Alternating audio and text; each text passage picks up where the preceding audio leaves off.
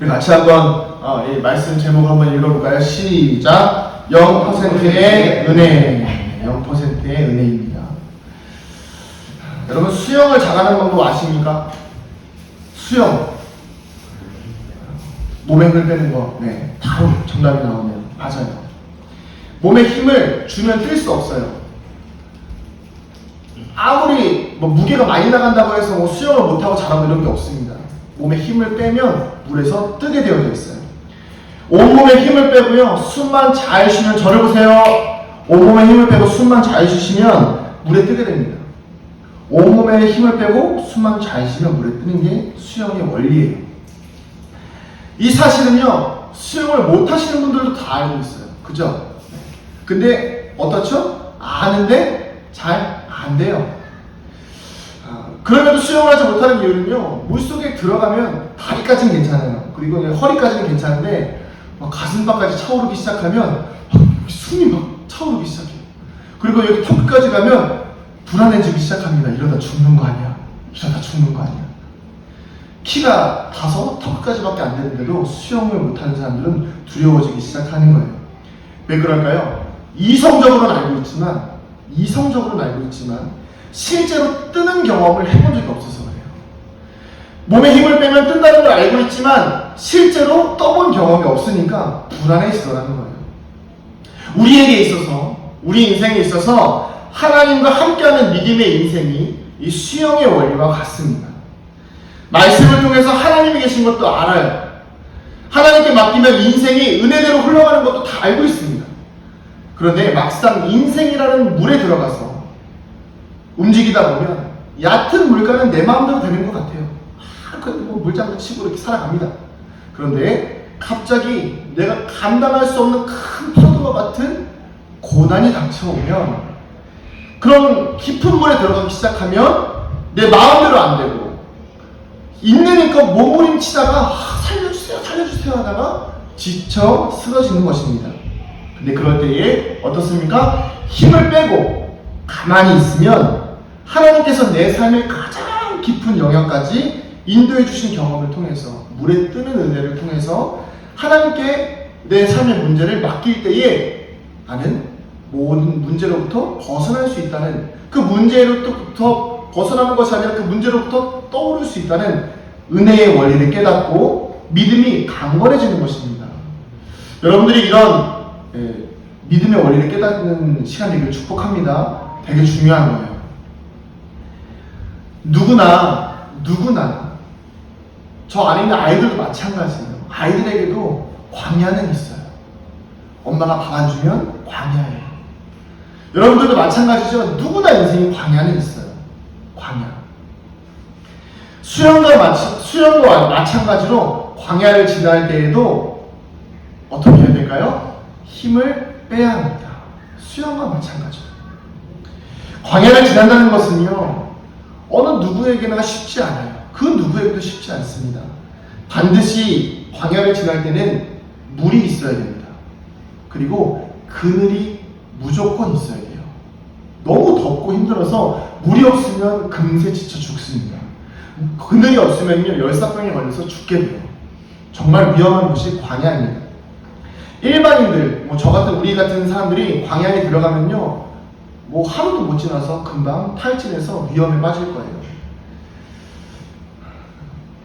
그렇게 광야를 지날 때는 가이드가 필요해요. 광야 전문가. 그 전문가의 길을 따라갈 때에 우리는 광야를 온전히 지나갈 수 있습니다. 여러분, 실제로 사막을 지나갈 때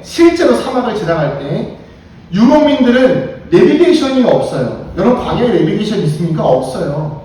광야에는 내비게이션이 없는데 유목민들은요, 아무렇지도 않게 터벅터벅 자기들끼리 갈 길 갑니다. 왜 그럴까요? 밤낮으로 바뀌는 그 지역을 아무렇지도 않게 걸어갑니다. 광야의 가이드들에게, 광야를 사는 가이드들에게, 아니 도대체 목적지까지 어떻게 갑니까? 물어봐요. 아니 내비게이션도 없고 아무것도 없고 GPS도 없고, 근데 그냥 낙타 마리 끌고 쫄래쫄래 가면서 털털털 가는데 목적지까지 가는 거예요. 도대체 어떻게 갑니까? 그러자 그 가이드들이 뭐라고 말하는지 아십니까? 저를 좀 따라해 보실까요? 내가 곧 길입니다. 이 얘기를 하는 거예요. 여러분 이 얘기 많이 어디서 들어보셨죠? 같이 한번 볼까요? 시작. 함께 읽어보겠습니다. 시작. 예수께서 이르시되 내가 곧 길이요 진리요 생명이니 나로 말미암지 않고는 아버지께로 올 자가 없느니라. 아멘. 예수님이 이렇게 말씀하셨죠. 내가 곧 길이요.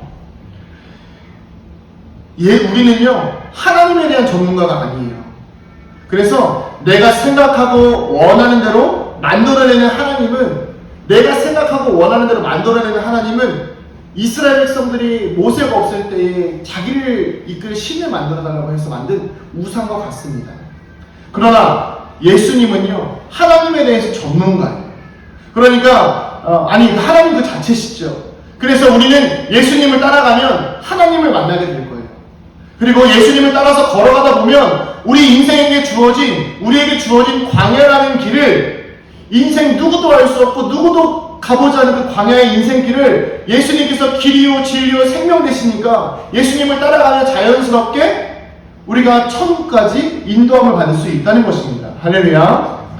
광야를 창조하신 창조자의 도움을 얻어서 인생을 걸어갈 수 있는 거죠. 얼마나 큰 힘이 됩니까? 우리 인생을 광야라고 할 때에 하나님의 도우심이 절대적으로 필요한 이유는요, 우리 인생은 한치 앞을 볼 수 없는 짙은 안개가 끼어있는 호수와 같기 때문입니다. 예를 들어서 제가 아주 시시콜콜한 예를 들어보겠습니다. 여러분 오늘 아침에 컨디션 좋을 거라고 생각하셨습니까? 나쁠 거라고 생각하셨습니까? 예상하신 분 계세요? 어젯밤에 주무실 때 내일 아침에 일어났을 때 컨디션 굉장히 좋을 것 같은데, 예상하셨지만 예상대로십니까?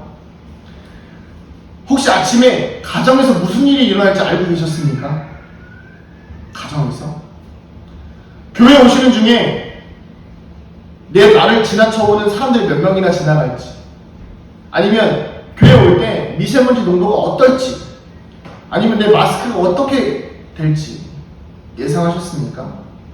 아침에 일어나서 몇 시 몇 분에 화장실 갈지 전날 저녁에 미리 계획하신 분 계십니까? 없죠?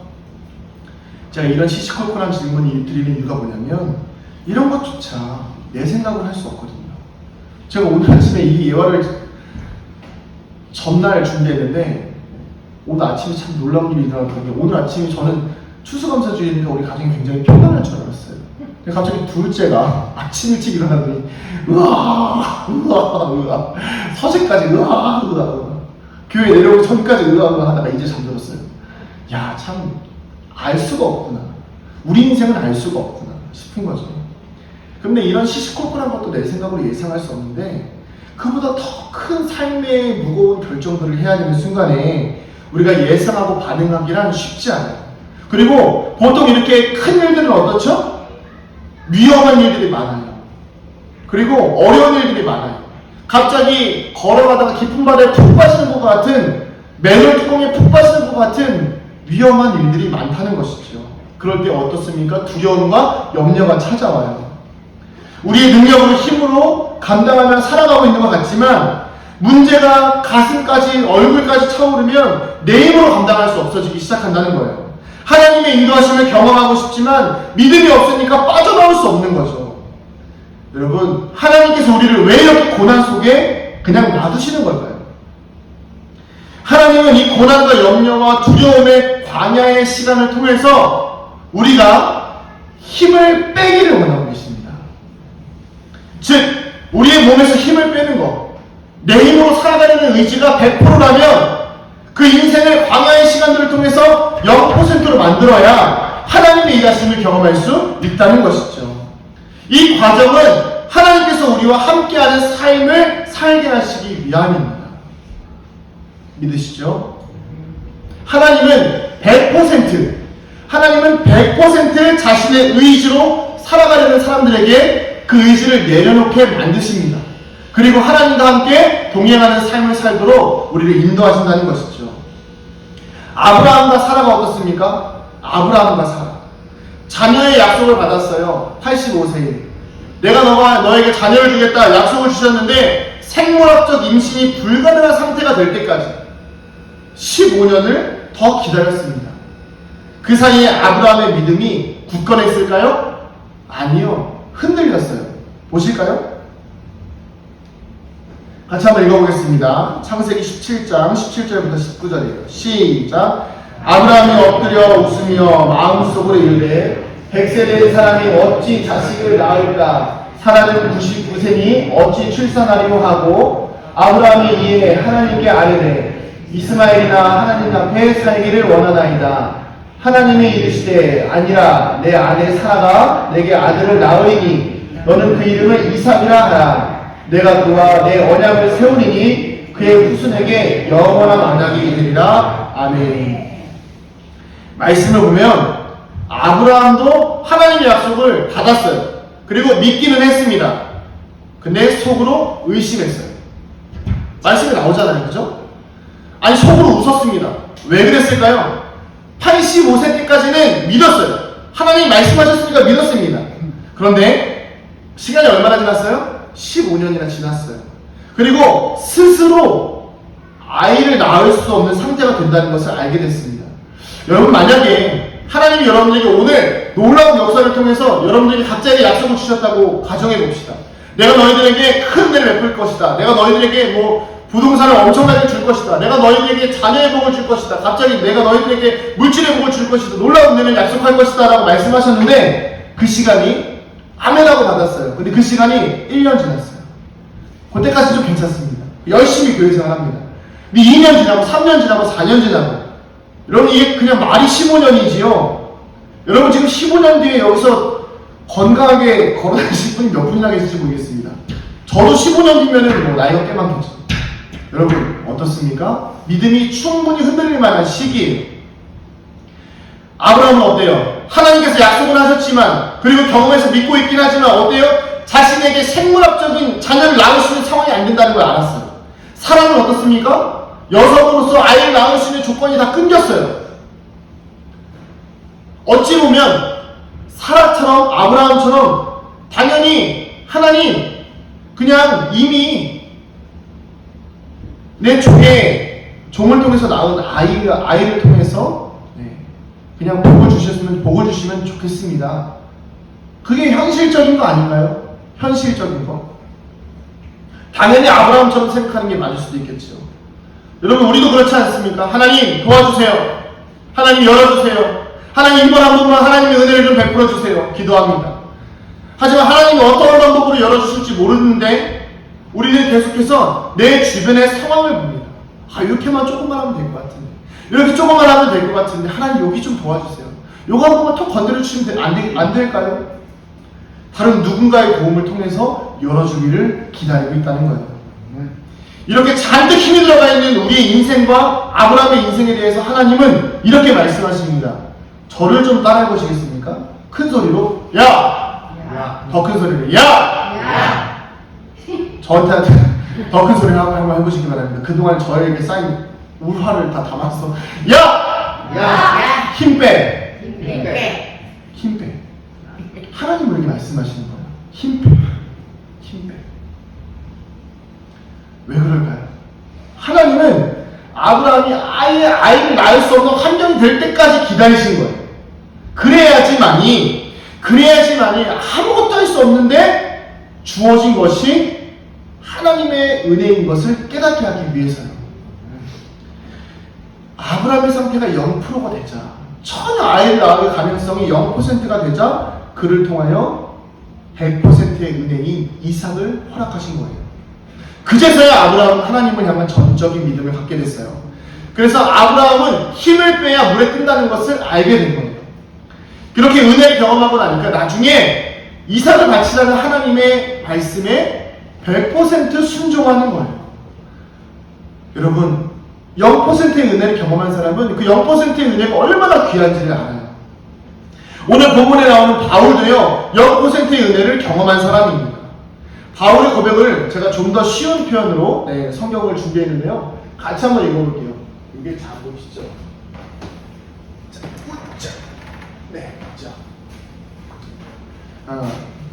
같이 한번 읽어보도록 하겠습니다. 조금 천천히 한번 읽어볼게요. 이게 바울이 오늘 우리가 읽은 본문을 메시지 성경이라는 것으로 번역한 성경인데요. 같이 한번 읽어보겠습니다. 천천히 시작. 이제 나는 나의 형편이 어떠하든지 간에 정말로 만족하는 법을 배웠습니다. 나는 적은 것을 가지고도 많은 것을 가진 것처럼 행복하고 많은 것을 가지고도 적은 것을 가진 것처럼 행복합니다. 나는 배부르거나 굶주리거나 많이 가졌거나 빈손이거나 행복하게 살 수 있는 비결을 찾았습니다. 내가 가진 것이 무엇이든지 내가 어디에 있든지 나를 지금의 나로 만들어주시는 분 안에서 나는 모든 것을 해낼 수 있습니다. 아멘. 여기 한 번 더 읽어볼까요? 여기. 내가 어디에 있든지 시작. 내가 어디에 있든지 나를 지금의 나로 만들어주시는 분 안에서 나는 모든 것을 해낼 수 있습니다. 아멘. 이렇게 읽으니까 훨씬 더 와닿죠. 그렇죠? 바울은요 자신의 만족의 비결을 소개합니다. 내게 능력 주시는 자 안에서 내가 모든 것을 할 수 있다고 고백합니다. 여러분 여기서 근데 모든 것을 할 수 있다는 고백은요 전능의 의미가 아니에요. 전능의 의미가 아니라 만족의 의미입니다. 만족. 바울은요 힘이 센 사람도 아니었고 권력자도 아니었습니다.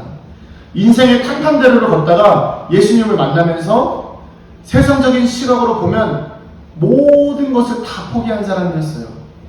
당시에 존경받을 수 있었고 인정받을 수 있는 귀한 자리를 다 버리고 오히려 바울의 인생에는 엄청난 고난과 역경과 시련이 시작했습니다. 바울이 어떤 일들을 겪었는지 제가 한번 말씀드려 볼게요. 옥에 갇혔습니다. 많이 옥에 갇혔어요. 매도 수없이 맞았습니다. 여러 번 죽을 뻔했어요. 40에서 감한 매, 그러니까 매를 39대씩 맞는 매를 5번 맞았다고 합니다. 3번 태장으로 맞고요. 1번 돌로 맞았대요. 3번 파선하고 일주일을 깊은 바다에서 지냈대요. 여러분 3번 파선이 그냥 지나가는 말인 것 같지만 무슨 말이에요? 바다에서 배가 좌초됐다는 거예요. 좌초. 3번이나. 죽을 일이가 어마어마했죠. 그리고 일주일을 깊은 바다에서 일주일 동안 어때요? 바다에서 표류했다는 얘기입니다. 여러 번 여행하면서 강의 위험, 강에서도 위험을 겪고요. 강도도 만났대요. 동족의 위험, 같은 동족 사람들이 죽이려고 했고요. 이방인들도 심지어 바울을 죽이려고 했어요. 시내가에서도 위험을 겪었고요. 광야도 또 다녔습니다. 바다에서도 위험했고요. 복음을 전하니까 거짓 형제들을 통해서 또 위험을 겪어요. 잠도 제대로 못 잤다고 합니다. 목말랐대요. 먹을 것도 없었대요. 여러분 굶었대요. 추웠다고 합니다. 여러분 한 사람이 이렇게 인생을 겪으면 이게 보통 어떻게 될까요? 내가 예수 잘못 믿었네 할 거예요. 근데 바울은 어떻게 이야기하죠? 이제 나는 나의 형편이 어떠하든지 간에 정말로 만족하는 법을 배웠다. 이제 나는 나의 형편이 어떠하든지 간에 정말로 만족하는 법을 배웠다. 그게 무엇이다? 내게 능력 주시는 분 안에서 나는 모든 것을 할 수 있다라는 고백인 거예요. 여러분 많은 분들이요 내게 능력 주시는 자 안에서 내가 모든 것을 할 수 있다는 말을 좋아합니다. 그리고 그 말씀대로 이루어지기를 소망합니다. 여러분도 그렇죠? 네. 근데 이 많은 사람들이 이 말씀을요 어떻게 받아들여요? 전능의 의미로 받아들여요. 전능. 다 할 수 있다. 난 다 할 수 있다. 마치 슈퍼히어로를 연상하는 것처럼 나는 못할 일이 없다. 다 할 수 있다. 나는 머리가 좋아질 수 있다. 나는 건강이 좋아질 수 있다. 나는 힘든 일을 척척 해낼 수 있다. 나는 달리기를 못했는데 달리기를 잘할 수 있다. 나는 지금 가난하지만 나는 부자가 될 수 있다. 이렇게 전능의 의미로 받아들여요. 그러나 여러분 바울의 고백은 어떻습니까? 전능이 아니라 자족, 만족의 의미예요. 모든 것을 이겨내는 것이 아니라 모든 것을 감당해낼 수 있는 힘을 길러내는 것이 바울의 고백의 참된 의미라는 거예요. 시험을 볼 때 통과할 수도 있지만 떨어질 수도 있어요. 그때 감사할 수 있는 것, 사업을 하다 보면요, 잘 될 수도 있지만 어려움을 이겨내지 못해서 어려워질 수도 있어요. 근데 그 속에서 감사할 수 있는 것, 무너질 수도 있고 인생이 쓰러질 수도 있지만 그 모든 상황 속에서 하나님을 원망하는 것이 아니라 오히려 감사할 수 있는 것, 그것이 바로 만족의 의미가 담긴 내게 능력 주시는 자 안에서 내가 모든 것을 감당할 수 있다는 것입니다. 내가 살아가는 것이 아니라 나는 0%가 되고 예수님께서 함께 하시는 인생이 될 때에 그 모든 것을 감당할 수 있다는 것이죠. 그렇게 삶을 0%로 살아가니까 하나님의 일이 100% 시작된다는 거예요. 여러분, 우리의 인생을 좀 돌아보길 원합니다. 매 순간이 그렇지만요, 올해 여러 가지 이유들로 쉽지 않았겠죠. 저도 마찬가지였습니다. 말은 하지 않아도요, 겉으로 웃고는 있어도 속으로 얼마나 눈물을 흘릴 일들이 많으셨습니까? 감당하기 힘든 일들 여전히 지금도 겪고 계시죠? 그런 힘든 상황에서 내가 살아보겠다고, 내가 이겨보겠다고 힘으로 몸부림치는 인생도 있지만 주님 앞에 조용히 나와서 주님 살려주세요, 주님 도와주세요 하는 인생들도 있다는 것입니다. 여러분, 물에 빠진 사람 구하는 방법 아십니까? 그 사람이 허우적거릴 때 구할 수 없어요. 이상하게 사람이 죽을 때가 되면 힘이 세진다고 하잖아요. 물속에서 있으면 막 끝잡아 당겨요. 근데 그때 너무 힘이 세가지고 오히려 구조하는 사람들도 위험해질 수 있다고 합니다. 물에 빠진 사람을 구조하는 순간 언제인 줄 아십니까? 허우적거리던 힘이 다 빠져서 이렇게 하다가 갑자기 이렇게 톡 이런 순간이 있어요. 그때 구조한다고 합니다. 바울도 아브라함도 0%가 되었을 때 하나님이 그 인생을 이끄셨습니다. 우리도 0%의 은혜가 될 수 있기를 소원합니다. 제가 전에도 말씀드렸지만 저희 2021년을 돌아보면서, 아니요, 2021년이 아니죠, 제 인생 전체를 돌아보면서 느낀 것은요, 내 뜻대로 되는 게 하나도 없네였어요. 하나도 없네. 이렇게 말씀드리니까 다들 저 사람이 또 무슨 게 좀 어려운 일을 겪었을까 싶겠지만 그게 아니라 제가 원하는 방향대로 이루어진 게 하나도 없어요. 참 신기하게요. 그런데 더 놀라운 것은 무엇이냐면 내가 원하는 대로 이루어진 건 하나도 없는데 내가 원하는 상황보다 훨씬 더 좋은 상황으로 하나님이 항상 베풀어 주셨어요. 여러분들 공감이 안 되시니까 아멘이 안 되시는 것 같은데 저는요 그랬어요. 우리 교회도 그렇고요, 제 개인적인 삶도 그렇고요, 모든 것이 다 내 마음대로 된 게 없는데 돌이켜보면 내가 원했던 것보다 항상 더 몇 수 앞서서 하나님이 더 좋은 걸로 해주신 것 같아요. 내가 0%의 은혜를 경험하면서 살아가기 시작하면, 내가 0%의 은혜를 경험하면서 살아가기 시작하면 내 주변의 사람들이 나의 삶을 보고 도전받기 시작해요. 참 제가 좀 이게 부족하지만 좀 자랑 하나 하자면, 우리 박현웅 성도님이라고 이제 부를게요. 성도님하고 얼마 전에 이렇게 카톡을 밤에 하다가 이런 얘기가 좀 나왔어요. 이렇게 제가 감사하라고 그랬어요. 이렇게 제가 사실 은강교회 와가지고 동네 사람들하고 친해질 기회가 별로 없잖아요. 근데 이제 카페 통해 가지고 이렇게 일하면서 동네 사람들하고 좀 가까워질 수 있었고, 또 이렇게 제가 좀 약간 겉보기와 다르게 수줍음이 좀 있어요. 근데 이런 걸 좀 통해서 이렇게 자연스럽게 다가갈 수 있었는데 감사하다 했는데 우리 성도님께서 그 얘기를 해주시더라고요. 자주 오시는 그 어르신들 중에 한 분이 그런 얘기를 하셨대요. 목사는 연목사님 같아야지, 이렇게 말씀하셨다는 거예요. 전 한 번도 제가 목사답다는 생각을 해본 적이 없거든요. 근데 그 칭찬이 그 제 1년의 그 은강교회에서 모든 사역을 보상받는 기분이었어요. 그게 저에게 은혜였어요. 왜 그러냐면 저는 계속 말씀드렸지만 우리 교회 한 번도 내 욕심으로 교회가 부흥되게 해달라고 기도해 본 적 없어요. 마케팅 잘해서 뭔가 인간관계를 잘 맺어서 이렇게 그 사람의 막 연약한 부분을 잘 도와줘서 그렇게 해서 교회가 부흥되게 해달라고 기도해 본 적 없습니다. 우리 사장님, 우리 성도님 나오셨지만 처음에 도와드린 목적은 전도의 목적 1도 없었어요. 계속해서 말씀드렸지만 그냥 오전에 같이 좀 도와주시는 게 뭐가 있을까라는 생각이었죠. 그리고 우리 교회 가운데 지금 이제 302호, 303호 있지만 그분들에게도 항상 친절과 이런 것들을 보여줬습니다. 저뿐만이 아니라 우리 모두가 그랬죠. 그러니까 어떻게 되죠? 교회가 이제 사람들에게 소문이 나기 시작해요.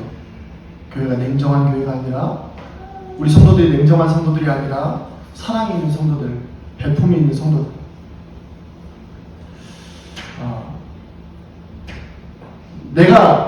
제가 여러분들에게 목사로서의 삶을 제대로 살지 않으면 여러분들이 저를 목사로 볼까요? 제가 하는 설교의 은혜를 받으실 수 있을까요? 제가 목사로서 온전히 서 있지 못하면 제가 여기서 어떠한 은혜가 끼치는 말을 해도요, 저랑 가장 가까운 여러분들은 은혜를 받을 수 없을 거예요. 그래서 우리 모두가, 저뿐만 아니라 우리 모두가 0%의 은혜로 세상을 살아가면서 하나님이 우리의 삶에서 역사하시는 은혜를 사람들이 볼 수 있어야 돼요. 나뿐만 아니라 우리 모두를 통해서.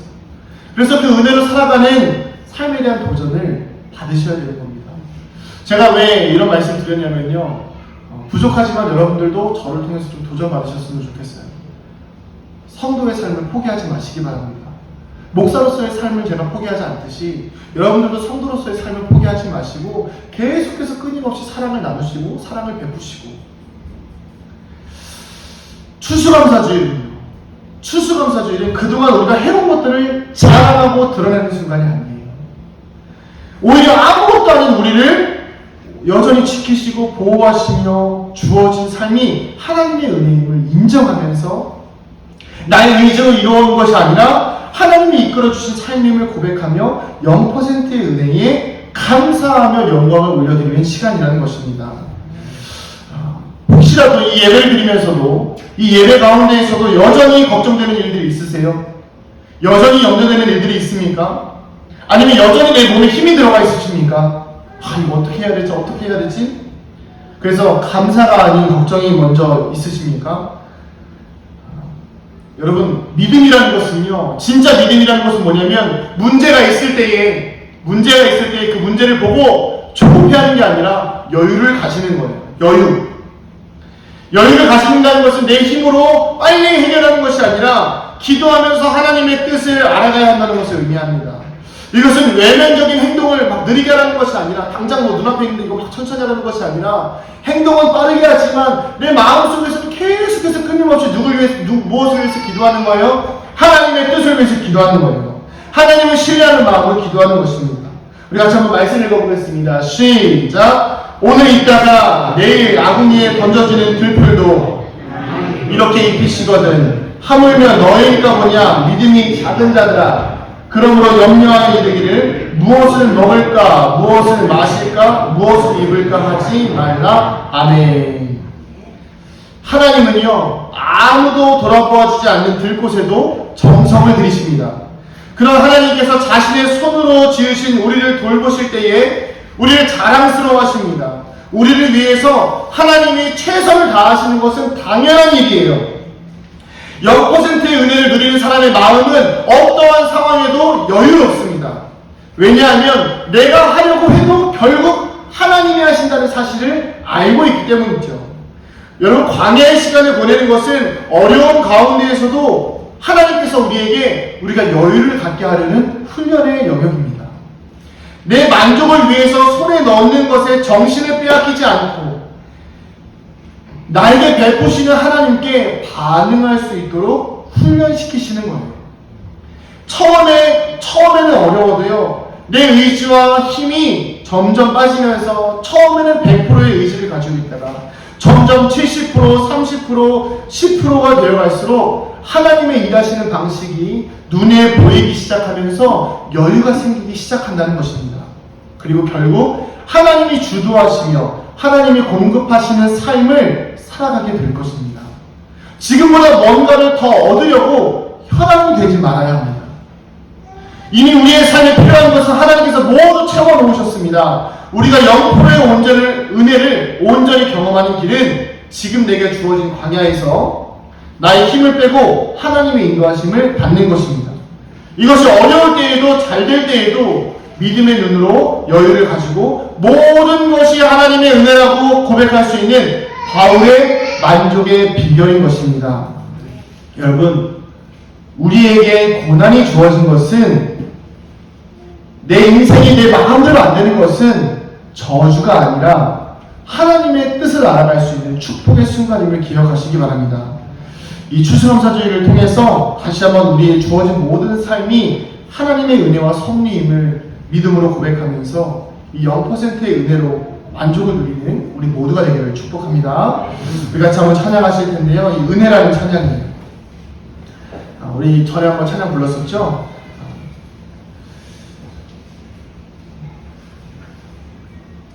모든 것이 은혜입니다. 모든 것이 은혜. 여러분 혹시 지금 어려우세요? 감사할 수 없으십니까? 고난이 있습니까? 어려우십니까? 이것을 믿음으로 고백할 때 우리에게 은혜가 될 줄 믿습니다. 지금 물에 빠져서 허우적거리고 계십니까? 하나님께 힘을 빼시기 바랍니다. 힘을 빼야 뜨게 되어져 있어요. 우리 같이 한번 찬양 부르시면서 주님 모든 것이 은혜입니다. 모든 것이 주님의 사랑입니다. 고백하길 소원합니다. 내가 누려왔던 모든 것들이 내가 지나왔던 모든 시간이 내가 걸어왔던 모든 순간이 당연한 것 아니라 은혜였어. 아침 해가 뜨고 저녁의 노을 몸의 꽃향기와 가을의 열매 변하는 계절의 모든 순간이 당연한 것 아니라 은혜였어. 모든 것이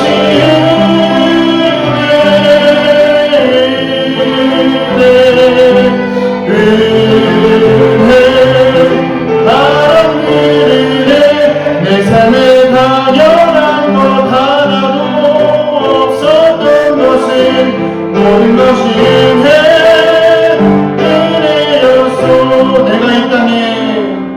내가 이 땅에 태어나 사는 것 어린아이 시절과 지금까지 숨을 쉬며 살며 꿈을 꾸는 삶 당연한 것 아니라 은혜였소. 내가 하나님의 자녀로 살며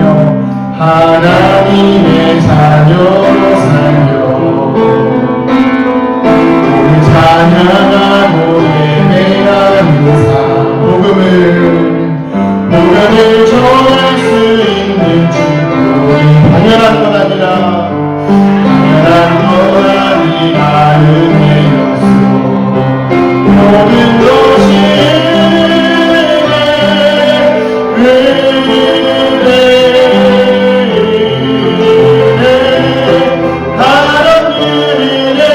내 삶에 당연한 것 하나도 없었던 것은 모든 것이 은혜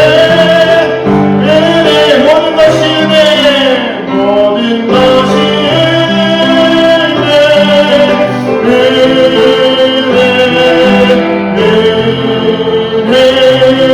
바로 은혜 내 삶에 당연한 것 하나도 없었던 것은 모든 것이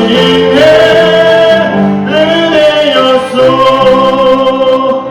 우리 시간 같이 한번 기도할 때에 하나님 내 인생에 아무것도 없는 0%가 된 것이 고난이 아니라 축복임을 내가 할 수 없는 아무것도 없는 내 인생이 저주가 아니라 은혜였음을 0%가 되어서 아무런 힘이 없을 때에 하나님의 은혜가 있었음을 주여 믿음으로 고백하며 하나님 이제 믿음의 눈을 들어 주님의 역사하심을 바라보길 원합니다. 주님 감사합니다. 주님 감사합니다. 우리 이렇게 고백하면서 주님 앞에 주님 이름 한번 부르짖고 기도하도록 하겠습니다. 주여 아버지 감사합니다. 주님 하나님 돌이켜보니 내 인생 내 뜻대로 하나도 된 것이 없었네요. 하나님 내가 욕심을 부렸고 내 마음대로 살려고 했고 내가 내 뜻대로 살아가려고 했지만 하나님 그것이 내 뜻대로 되지 않았던 것은 하나님의 저주가 아닌 하나님의 축복이었고 하나님의 인도하심이었으며 내가 0%가 되었을 때 나에게 은혜를 베풀어 주시는 하나님의 사랑이었음을 고백합니다. 하나님 0%의 은혜를 누리게 하여 주시옵소서. 하나님 우리가 0%의 은혜로 살아가게 하여 주시옵소서. 내 뜻대로 살아가지 아니하고 내 뜻대로 내 욕심대로 살아가지 아니하고 하나님께서 인도하시는 광야 같은 인생 가운데에서 주님께서 이끌어가시는 내가 곧 길이라 내가 곧 길이라 내가 곧 진리라 내가 곧 생명이다라고 말씀하시는 주님의 은혜를 따라 살아가게 하여 주시옵소서. 주여 우리에게 보여주신 주님의 길 우리가 헛되어 따라가지 아니하며 내 삶의 내 욕심 하나님 100% 70% 30% 줄어갈 때마다 하나님 은혜가 0% 100% 1000% 주님께서 주신 놀라운 은혜를 우리가 경험하게 하여 주시옵소서. 아버지 주님께서 인도하여 주시옵소서.